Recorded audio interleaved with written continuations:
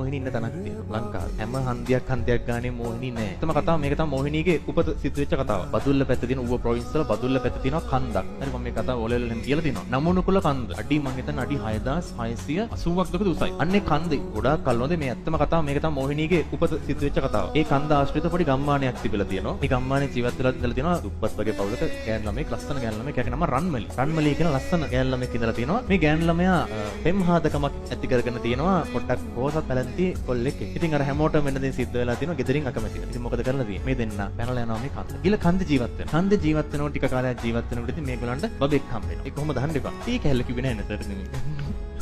ඒක ඕනේ ඉන්න කොහොමද හම්බුණා. දරුවෙක් හම්බ වෙනවා පොඩි බබෙක් හම්බ වෙනවා. දැන් චොටි බබා. ටිකක් කල්ලාම කාලය ගත වෙනකොට මේ කොල්ලටයි මේ හස්බන්ඩ්ටයි මේ පොඩි ළමයාටයි උණ හැදෙනවා. ඒ කියන්නේ කැලෑ උණ කියලා කියන නමක් කමක් නැහැ. නිකන් වෛරස් උණක් හැදෙනවා. බෙහෙත් ජාතිත් හොයාගන්න නැහැ. හැබැයි රන්මලිට මේ ලෙඩේ හැදෙන්නේ නැහැ. මෙයා මොකද කරන්නේ? කන්ද මුදුනට යනවා බෙහෙත් ఔෂධ අරගෙන එන්න. බෙහෙත් පැලට මොනවද අරගෙන කසාය හදලා දෙන්න මොකක් හරි දෙයකට බෙහෙත් පැල හොයාගන්න එන්න කියලා මෙයා යනවා. අදටත් මේ නමුනුකුල කන්ද ආශ්‍රිතව ඉන්න ලොකු ගෝන්නු. අන්තට්ටු දින ගෝන්නු ඉන්නවා. මේ ගෝනෙක් ඇවිල්ලා මේ ගුහාවට අර පොඩි ළමයාවයි අර කොල්ලවයි ඇනලා පාගලා මරලා දානවා. රන්මලි මේ මුකුත් දන්නේ නැහැ. එයා අර බෙහෙත් පැලෙම ඔක්කොම අරගෙන ආපහු ගුහාවට එනවා. එනකොට මෙයා දකිනවා කොම අවුස්සලා දාලා ගිහින් බලනවා යාගේ සාම්පුරුෂයා ළඟට ඇනලා මරලා. පොඩි ළමයා ගාවට ගිහින් බලනවා ඌවත් පාගලා මරලා. ඊට පස්සේ එයා ආපු දුකට මේ චූටි ළමයාවත් අතට අරගෙන මේ අඩි 6680ක් උඩ කන්ද මුදුනට ගිහිල්ලා ඉතින් පහළට පැනලා සීදී නසා. ඒ සීදී නසා ගන්න වෙලාවේ යාගේ හිතට ඇවිල්ලා තියෙන හැඟීමක්. අපිට මේ දේ සිද්ධ වුණේ අර ගමේ මිනිස්සු අපට විරුද්ධ වෙච්ච ඉන්න කියලා සියලුම මිනිස්සු ගැන වෛරයක් බැඳගෙන තමයි මෙතනින් පහළට පැනලා. අදට ඒ ආත්මය අර ළමයාවත් වඩාගෙන මේ කන්ද ආශ්‍රිතව සැරිසත්. ඒක ඇත්ත කතාවක්. මේ කන්ද යනවා ඒ කැම්පින් වලට මේ කන්දට යනවා නමුනුකුල කන්දට කැම්පින් කරන්න යනවා.